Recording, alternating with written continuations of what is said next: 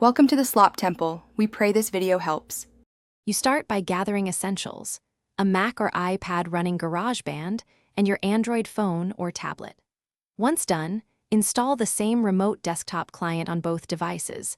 I recommend Chrome Remote Desktop for simple setup. Make sure both devices are on the same network or the Mac is reachable over the internet, and enable screen sharing on the Mac. This ensures you can stream GarageBand's interface to Android, because an emulator won't run GarageBand natively on Android. Next, configure the remote desktop.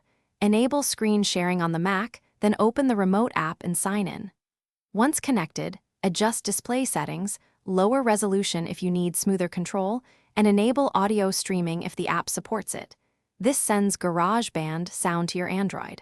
Connect a Bluetooth MIDI controller or use the Android touchscreen for input and map controls if necessary.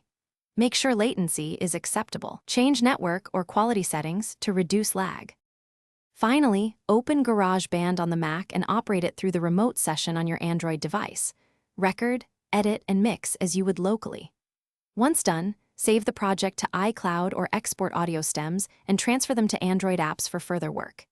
If you encounter dropped connection or audio lag, try wired Ethernet for the host, switch to a 5 GHz Wi-Fi network, reduce streaming quality, or use a direct USB audio interface. Those fixes usually resolve performance issues quickly.